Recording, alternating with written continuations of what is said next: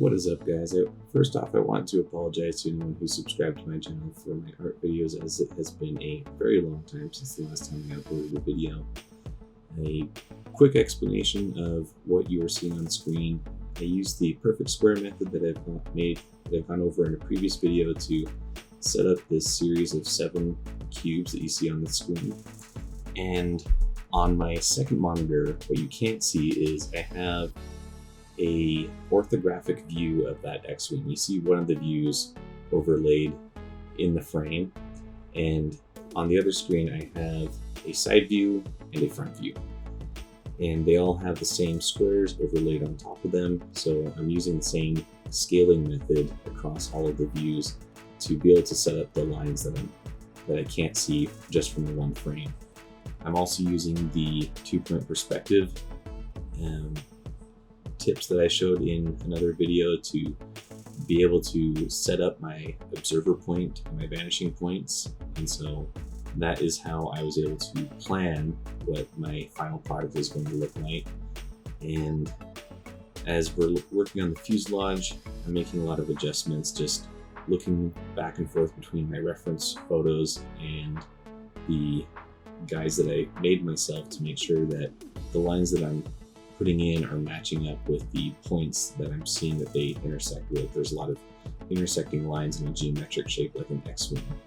So just a little bit of refinement along the way helps make this look more accurate as time goes on.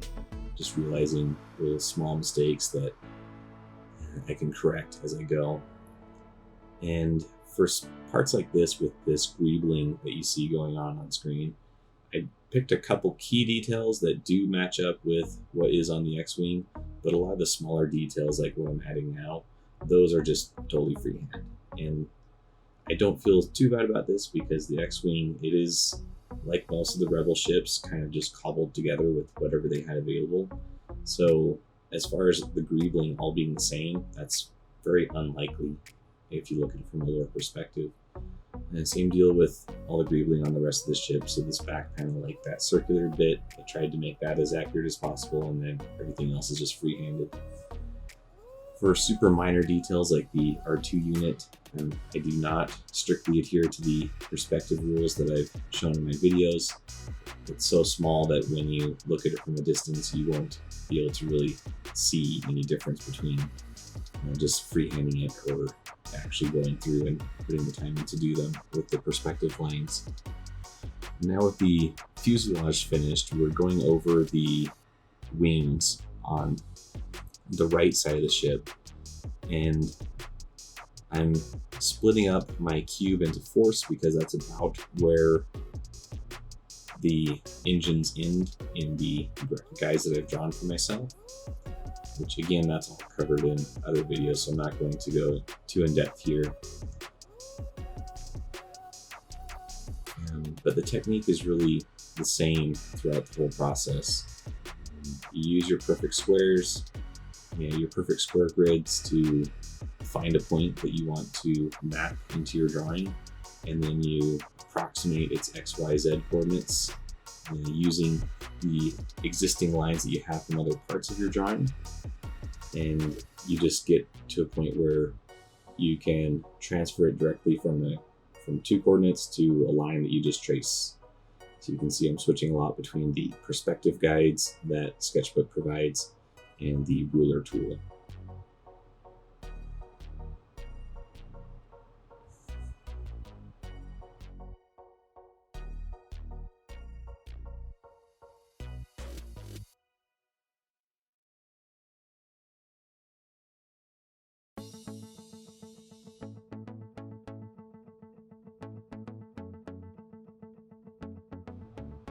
Now, since a design like an X-Wing has a lot of repeating patterns, it has 4 engines, 4 wings, 4 guns on the wingtips and such, there's a lot of lines that you can quickly approximate using previously drawn figures, and there's some things that you can fully copy and paste without there being too much of a difference between the final result of just copy and pasting versus what it would be if you were to go through and do the perspective drawing. In this case, since my vertical axis remains the same, I don't have a third vertical vanishing point in this drawing. It's pretty safe to just copy and paste some of the details that are just mirror images of each other along that vertical line. And here you can see we're moving into the other side, again setting up a perfect square grid, and this is a 3x3 just like for the other wing, and really just doing the same process but just the exact mirror image. There's a lot of lines that I can carry over from the first side, so you can see that I leave the wings up for several bits of it so that I can just copy those points over very quickly without having to redraw them entirely.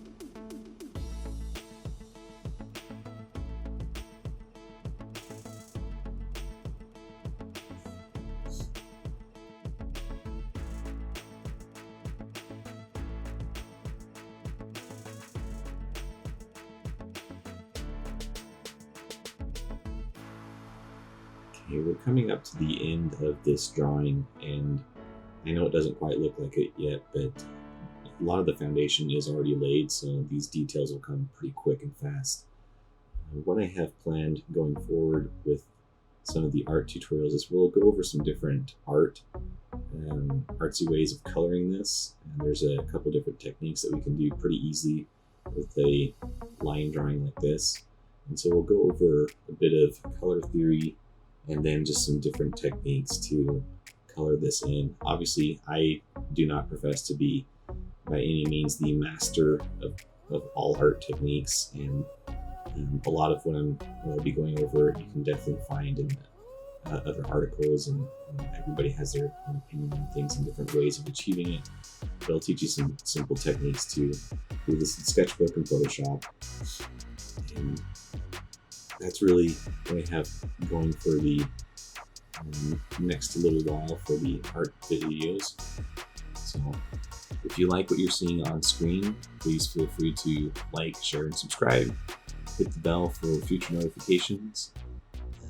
These art videos, they are a little few and far between, and they take a lot of time to kind of plan and really pump out, so they're not as common as my gaming videos, but if you like what you're seeing, you'll get more high quality content like this in the future. So here we just do a very, very simple, just kind of using the bucket tool to just dump color onto it. So we'll go over some more complex stuff in the future. Just wanted to give this thing a little bit more of a lifelike appearance. Also got to get that thumbnail right. Anyways, this is Odd Job Entertainment signing off. Hope you enjoy.